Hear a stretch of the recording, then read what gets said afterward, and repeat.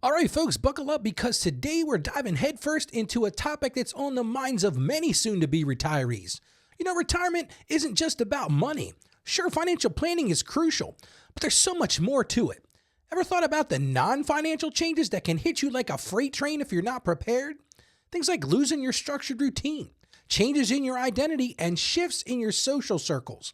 Today, we're going to talk about 5 important things that disappear when you retire. And more importantly, we're going to discuss how to navigate these changes with confidence and a strong faith. So if you're wondering, am I ready for retirement? Stick around because by the end of this episode, you'll have a clear roadmap to make your retirement truly fulfilling. In a world where crushing debt keeps you trapped, where living paycheck to paycheck has become your new normal, and where the dream of retirement seems impossibly out of reach, there's hope. Join financial evangelist Ralph E. Stepp Jr., a man who's walked through the fire of financial failure and emerged stronger on the other side. Welcome to Ask Ralph, the show where real-world experience meets biblical truth to break the bondage of financial despair. Get ready to take control of your money, break free from the financial stress, and align your resources with God's purpose for your life. This is Ask Ralph with Ralph E. Stepp Jr. Hey everyone, welcome to the Ask Ralph Show. I'm your financial evangelist, Ralph, and thank you so much for joining me today. We're here to help you escape that cycle of financial shame with confidence and give you a clear plan for enjoying a successful retirement, whatever that looks like for you. They say retirement, the golden years, right? Well, it's often seen as a time of financial freedom and a time of relaxation. But what about the other aspects of life that change? Today, we're talking about the 5 important things that disappear when you retire and how to manage these changes. Whether it's loss of a structured routine, changes in your identity, or even shifts in your social circle, we're going to explore how to navigate these transitions with grace and a Christian perspective.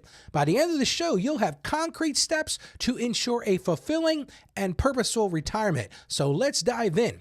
Now, yesterday we discussed how to budget when paychecks are unpredictable. We explored practical tips and strategies to help you manage your finances even when your income isn't all that consistent. And if you missed it, be sure to check it out at AskRalph.com. We've got over 700 episodes for you to check out right there at AskRalph.com. So let's get started with today's question, and this one comes from Susan. And Susan writes this. She says, Ralph, I'm about to retire after a long career.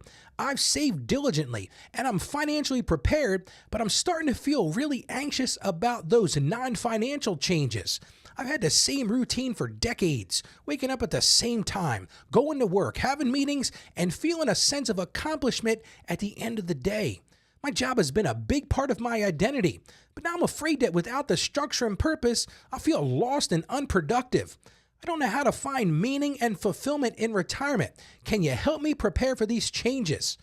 Oh, Susan, let me just tell you, I feel you. I'm a couple years away from retirement, but retirement can be a huge transition, and it's completely normal to feel anxious about these changes. I've seen many clients struggle with the loss of structure and the loss of their identity after leaving their jobs. But let me tell you this right now, Susan, there is hope. And today we're going to discuss 5 key areas that often disappear in retirement and provide you with actionable steps to navigate these changes. I've been through this with many clients, and I'm confident that with the right approach, you can find purpose and fulfillment in this new phase of life. So let's get started. And don't forget, if you've got a question you'd like me to answer just like Susan's, you can head over to justaskralph.com because here's the truth. I love answering your questions, and it's a central part of the show. My goal is to help you find financial peace and grow in your faith. So as we transition into our main content, let's start with an appropriate verse from the Bible. I found this one in the book of Ecclesiastes. It's chapter 3, verse 1, and it says this: To everything there is a season and a time to every purpose under the heaven. This verse reminds us that life is full of different seasons. I'm learning this in my 52 year here, each with its own purpose. And see, retirement is just another one of those seasons. And it's important to recognize that the opportunities that retirement brings. Let's use this verse as our starting point and explore how we can find purpose and fulfillment in retirement. And Susan, I'm grateful for the opportunity to share my experience with you and my knowledge with you. The Lord has given me the privilege of helping many people navigate the complexities of retirement, both financially, and I'll talk about a little bit. I wear my emotional hat sometimes, and I'm thankful for the wisdom He's provided and the chance to use it to help others find peace and purpose in their retirement years. So let's get started. Susan, let me start by sharing a story about one of my clients. A few years ago, I worked with, we'll call him John. Now, John had a successful career in finance, and he was looking forward to retirement. He had saved diligently, and he was financially prepared. He had planned well financially. And when we met, he was very proud of his retirement nest egg. He started saving early, and frankly, from a financial standpoint, he was in great shape. However, as his retirement date approached, he started to feel anxious. He was worried about losing the structure and the purpose that his job provided. See, John had always been an early riser with a rigid routine that started with a cup of coffee and then review of the day's financial news. And I don't know about you, Susan, but I can certainly relate to that. His days were filled with meetings and deadlines and a sense of accomplishment. That was the life he knew. It was comfortable for him, and it was a routine he had come to appreciate. But now he feared that without this structure in retirement, he would feel lost. He would feel unproductive. And one day, John shared his concern to me. He said this, he said, "Ralph, retirement scares me. I just don't know how I'm going to be able to break away from this routine I've come to know for so many years." And I heard what he was saying, and it was a deep feeling of anxiety for him. He was a strong guy, but this feeling was deep, and it was strong. And I quickly reminded him, I said, listen, retirement is not just about leaving work. It's about transitioning to a brand new phase of life. I've said it on the show many times. Retirement is not an end. It's just a change in season. But at that moment, John needed a friend and not an accountant. And over the years, I've come to realize that I wear many hats, and that day I was a life coach. We talked about the importance of establishing a new routine, one that aligned with his values and aligned with his passions. You see, John had always been active in his church, and he decided to dedicate more time to volunteering and mentoring young professionals. And I got to be honest, it was neat seeing that spark in his eye when he talked about his mentoring. Over time, John found that this new routine brought a different kind of fulfillment. Honestly, it was a fulfillment that he wasn't really expecting. He really came to enjoy the flexibility and the opportunity to serve others, and his whole identity shifted from being a successful financial professional to being a valued member of the community and the church. John had found his new purpose. And Susan, let me just tell you, you can find that purpose as well. Let me tell you about another client. We'll call her Mary. Mary faced a very similar challenge. Mary had been a nurse for over 30 years, and she had built her identity around caring for others. I have many clients that are nurses, and they are just caring people. She loved to be of service to those in need, and it defined her, and she found her purpose in it. So when she retired, she felt a deep sense of loss. She missed that structure of her work days, that sense of purpose that came with her profession. And after she retired and we were meeting one day to do her annual taxes, she asked me for help. And listen, I was honored she asked me, and I again grabbed my coach hat off the shelf and we got started. And Mary and I worked together to create a new routine. That new routine included volunteering at a local hospice, taking long walks in the park, and she really got a lot of enjoyment out of joining a Bible study group. And these activities not only filled her days, but also provided a new sense of purpose. See, Mary found that she could still care for others, just in a completely different way. She didn't have to worry about that 9 to 5, or I think in her case, she worked shift work. It was just a different way. And in her faith became a central part of her new routine. And she found joy. She truly found joy. I remember her saying this to me. She said, "Ralph, I found joy in serving God and serving my community." And Susan, these are just two stories of many. I've seen firsthand how this retirement transition has affected people. It's affected them in a positive way, and I've seen clients that have been affected in a negative way. So Susan, let's dive deeper into what I'm going to call the 5 important things that disappear when you retire, and let's talk about how to manage these changes with practical strategies. Let's start with number 1, loss of a structured routine. One of the most noticeable changes in retirement is the disappearance of the structured routine that defines your workday. For many people, for decades, your life revolved around set wake-up times, schedules, and a daily task dictated by your job. And that initial freedom from this structure can be liberating. But many retirees find that the novelty eventually wears off. And here's an interesting statistic I found when I was preparing for the show today. According to the study by the University of Washington, retirees who maintain a structured routine report higher levels of mental health and overall well-being. So that was a study, like again, University of Washington. But what they found is retirees who maintain a structured routine, they reported higher levels of mental health and overall well-being. So let's talk about some practical strategies to help deal with that situation. One of the things I'm going to recommend highly is to create a daily schedule. Just like your workdays had a schedule, create a daily routine for your retirement. This is not the time to just lay in bed and wonder what's going to happen next. I'm going to encourage you to include specific times for waking up. Still set that alarm. Maybe you don't even need to set it. I don't know. I'm 52. I'll be 53 in September. And I feel like more and more, I don't even need the alarm clock. But I'm going to encourage you, include specific times for waking up. Include specific times for meals. Build in that exercise and that relaxation routine. I'm going to encourage you to dedicate time for spiritual growth as well. Set aside time each day for prayer. This is a great time to join a Bible study or really focus on a devotional that you enjoy. So really take root in the Bible and start to reflect on it. This could be a quiet time in the morning, or maybe for you it's in the evening. This is whatever works best for you. Another thing I'm going to encourage you to do is volunteer and serve. The thing that I've seen with most of my clients, when they get involved in volunteering and serving, they really find fulfillment in that. So you can incorporate volunteer activities into your routine. This could be things like helping at a local food bank, mentoring youth, or assisting at your church. See, serving others can provide a profound sense of purpose. Another thing I'm going to encourage you to do is explore hobbies and interests. Use your newfound time to explore hobbies you've always wanted to try. This could be something like gardening or painting or writing or maybe podcasting or even learning a new skill. I'm also going to encourage you to get involved in social engagements. Schedule regular social activities. This is not the time to become a hermit. You can do things like meeting with your friends for lunch. Maybe you join a book club, or maybe you participate in community events. And let me share this. I remember working with a client, we'll call her Sarah, and she was always joking about how she never had time to learn Spanish. But once she retired, well, guess what? She enrolled in a Spanish class and now speaks it fluently. She even started a language exchange group at her church. Talk about turning a hobby into a meaningful activity. Well, let's move on to number 2, and that's changes in identity. We talked about this in your question, Susan. Another significant shift in retirement involves your sense of identity. For many of us, our profession is deeply intertwined with how we perceive ourselves and how others recognize us.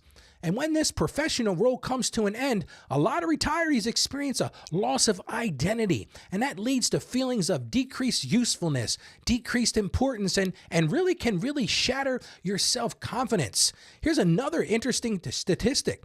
Research shows that up to 25% of retirees experience a loss of identity, and this can lead to increased feelings of depression and increased feelings of anxiety. So I wanted to share some practical strategies to help you get past this. The first thing I'm going to tell you to do is to reflect on your identity in Christ. It's so easy to get caught up in my identity of what my role was. But remember, your primary identity is in Christ. Spend time in prayer and spend time in reflection. Remind yourself of God's love and the purpose He has for your life. This is also a time to explore new roles and embrace new roles such as mentor or volunteer or maybe grandparent or maybe active member in the church community. These roles can provide a new sense of identity and truly give you new purpose. Another thing I'm going to encourage you to do is to redefine yourself through activities. Engage in activities that align with your values and align with your passions, because now you've got time to do it. This could be teaching a Sunday school class, maybe leading a Bible study, or even becoming a community event organizer. These are great things to do. Another thing I'm going to encourage you to do is seek community involvement. Get involved in your community through that volunteer work, maybe local clubs or community organizations, because this can help you redefine your identity and contribute to your community. Another thing I'm going to highly encourage you to do is this is a great time to pursue personal growth.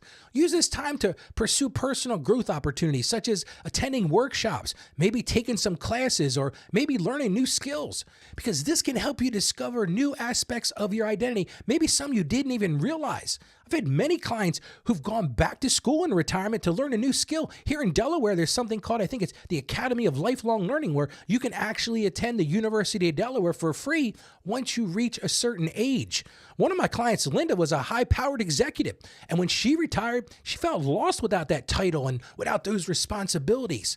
But she found a new purpose by becoming a mentor to young women in the community. She was that person that had forged ahead, and now she was working with young women in her community. And now she leads a mentorship program at her church and feels more fulfilled than ever in this new role.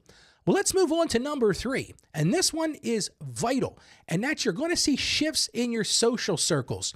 Your social circles are also going to undergo a transformation in retirement.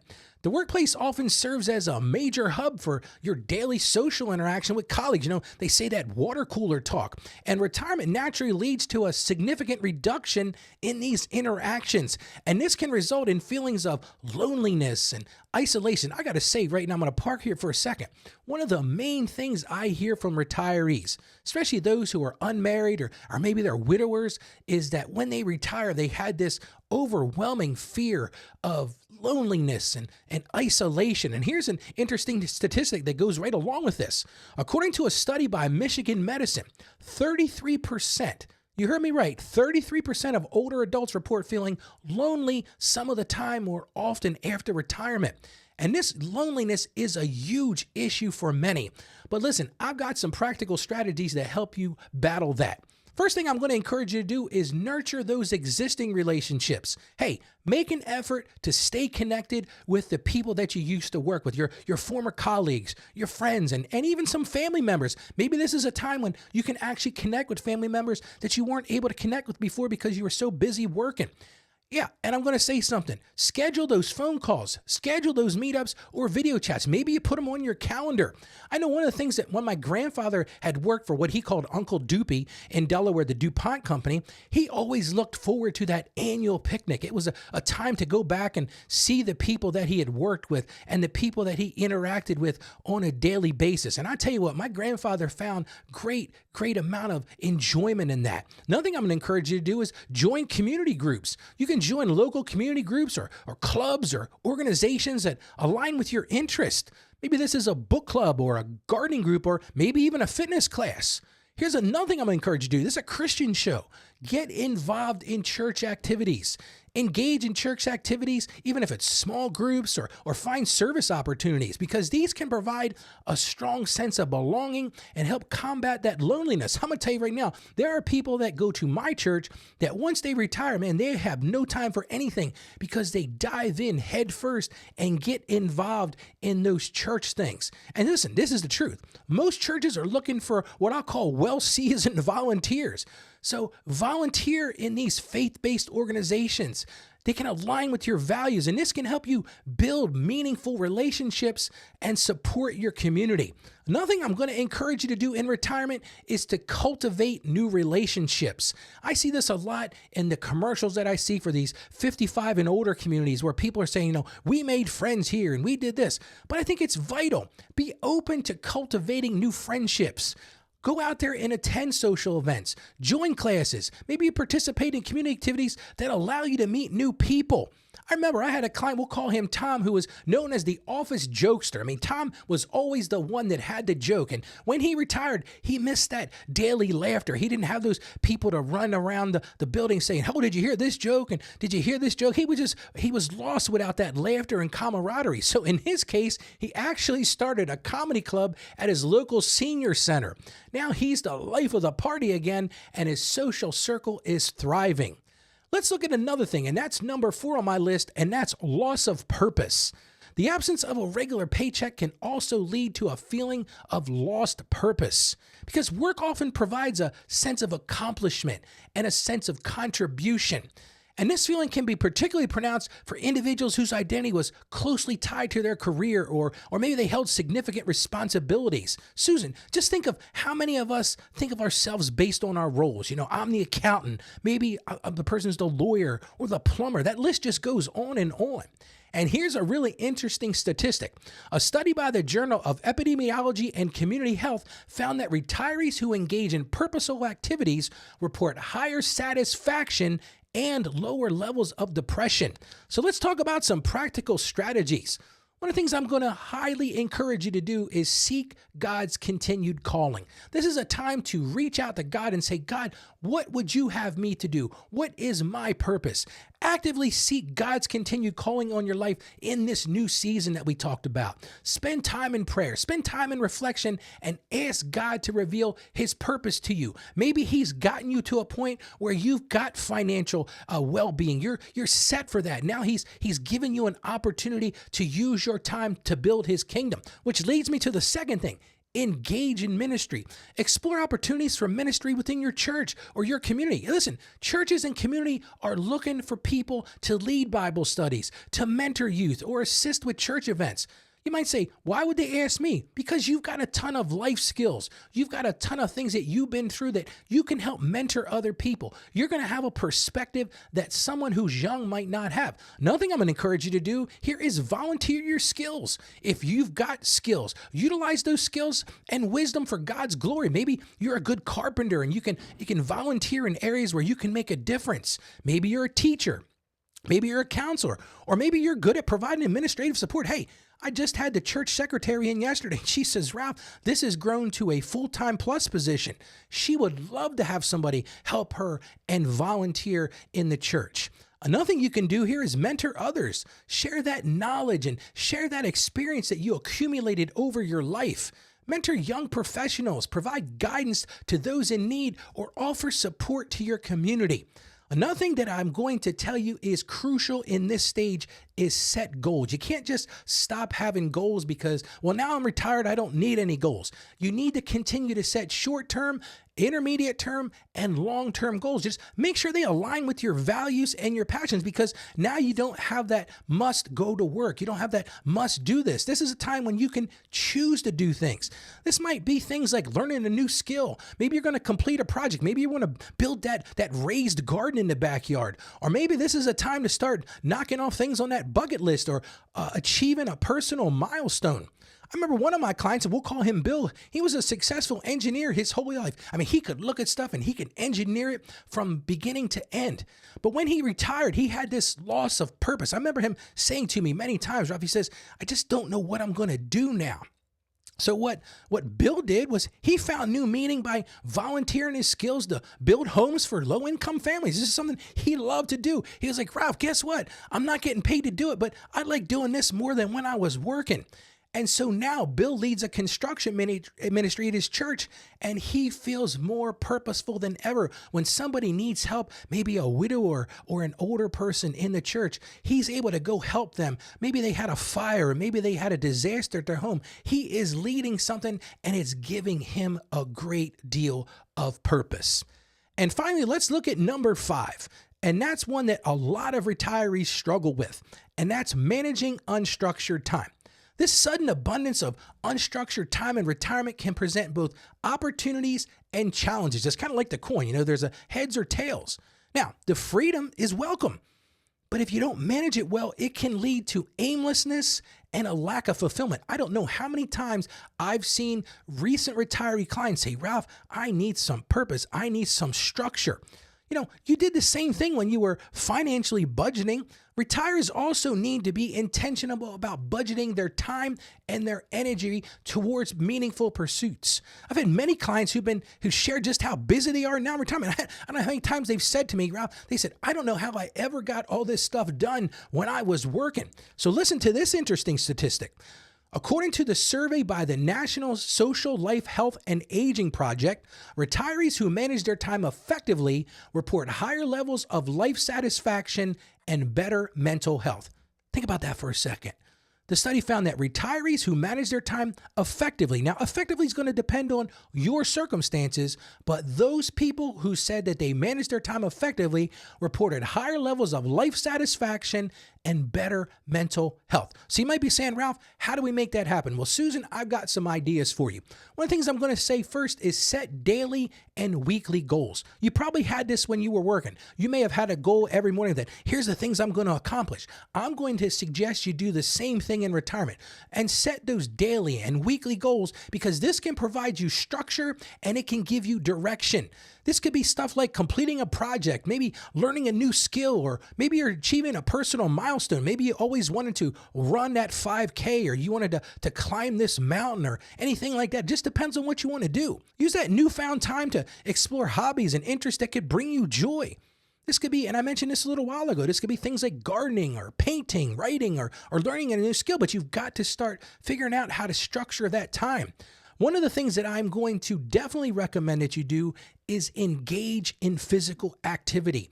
I know that a lot of my retirement clients, I had a guy in this past Saturday, and he was a high school administrator, and now he's retired. And I said to him, I said, hey, what are you doing with yourself? Now he says, I go to the gym every day. And he says, Ralph, I love it. I go there. I spend about 3 or 4 hours a day. I get my body working out. I get in the pool. And he is finding a lot of fulfillment in this. He's one of these guys that likes to ride bikes. And he said, man, I don't miss that wind blowing at me outside this time of year. So incorporate physical activity into your routine. This could be things like walking or jogging. Maybe you're swimming. It depends on where you live. You don't be swimming around here right now. Or maybe joining a fitness class or a fitness club like my client did. Because here's the truth. Physical activity can provide both mental and physical stimulation, and you need to keep doing that.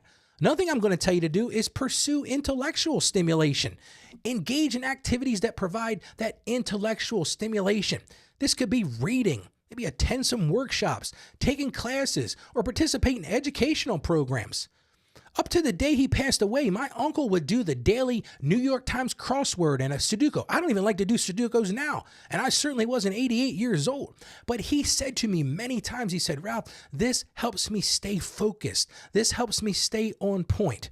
But you got to balance this with rest and activity, because you are not 25 again.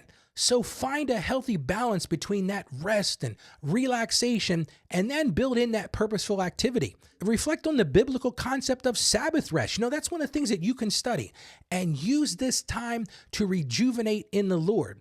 But here's the thing. Ensure that this rest is balanced with continued engagement and service. Don't let this become a time where I'm just going to say, you know what, I'm retired. I don't have to accomplish anything today. That is a bad plan. In fact, I had a client.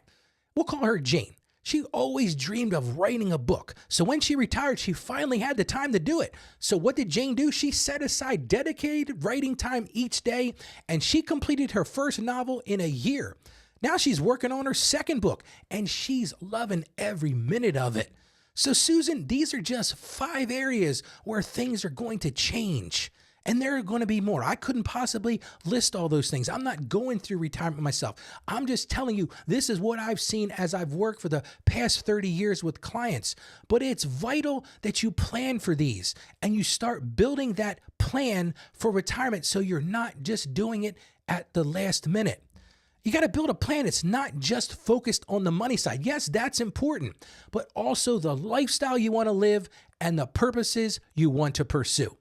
Now, if you found today's discussion helpful, I want to encourage you to subscribe to our newsletter. You can do that by going to AskRalphPodcast.com/newsletter, because listen, our newsletter is packed with valuable insights. It's packed with tips and resources to help you navigate your financial journey with confidence and faith. So let's get to our reflection questions for today. Start with number 1. What aspects of your current routine bring you the most fulfillment, and how can you incorporate them into your retirement? So you might be 20 years away from retirement. Maybe you're 10 years away from retirement. Start to think about what are those things in your daily routine that bring you the most fulfillment, and start envisioning what you're going to do about those in retirement. This is a time to start thinking about those plans. Maybe start taking on a hobby now so that you're up and running by the time you get to retirement. So start thinking about how can you incorporate them into your retirement routine. Second question. How does your identity in Christ influence your perspective on retirement? And what new roles or activities might you explore to redefine yourself? Maybe you're thinking, Ralph, I never thought about reading or leading a Bible study. Maybe I never thought about mentoring or volunteering. This is a great time to start thinking about what those roles look like for you. What are your passions? What are the things that you want to do? What are those checkoffs, those personal fulfillment goals? And number 3, what steps can you take to nurture and cultivate meaningful relationships in your retirement, both within and outside your faith community? Here's a key takeaway. Now is the time to start investing in those relationships. I don't care if you're 20 years old, 30 years old, or 40 years old. Most of the time, the retirees that I get to know in my practice will tell me about people they've known for 30 years. Well, guess what? If you want to have a successful relationship, you got to start cultivating those relationships now. Start to take a genuine interest in other people, and that will reward you and pay dividends well into the future. So let's get to our key takeaways. Establish a new routine that aligns with your faith and values, including dedicated time for prayer, Bible study, and spiritual growth. Remember, your primary identity is in Christ, and retirement offers an opportunity to redefine yourself through non-work related activities and relationships. It's a change, but it's a new season for you. Nurture and cultivate meaningful relationships in your retirement, both within and outside your faith community. This is a time to actively seek God's continued calling on your life. What is He calling you to do in retirement? Explore opportunities for ministry, for volunteering, for mentoring, or just utilizing your skills and wisdom for God's glory. And finally, my other key takeaway from today: be intentional about budgeting your time and energy towards meaningful pursuits, setting goals, exploring hobbies, and engaging in activities that provide mental and physical stimulation. Well, tomorrow we'll be discussing a crucial topic that hits close to home for many. Can't pay the IRS? How can you avoid major penalties with these 4 strategies? That's right. Tomorrow, I'm going to talk about 4 strategies. If you ever found yourself in a tight spot with the IRS, you don't want to miss this. We're going to dive into some practical steps you can take to navigate this challenging situation with grace and smart financial planning. So be sure to check me out again tomorrow for another insightful and engaging episode. Well, so thank you so much for your time today. I thank you for supporting the show. And remember this, my passion is to help you achieve financial success. I want to see you live out your dreams, and I want to see you grow in your faith. And I know together we can master your finances from a Christian perspective. So as I always end this show, stay financially savvy out there, keep your spirits high, and God bless you abundantly. Thank you for joining us on the Ask Ralph Show. And with a simple click to subscribe, we'll invite you back to our next episode. And remember, financial issues don't have to be complicated. Just ask Ralph. The information contained in this episode of Ask Ralph is based on data available as of the date of its release. Saggio Accounting Plus and Ask Ralph Media, Inc. is under no obligation to update this content if changes occur. Applying this information to your specific situation requires careful consideration of all facts and circumstances, and any information provided is not to be considered as financial, tax, or legal advice. Please consult your tax advisor or attorney before acting on any material covered.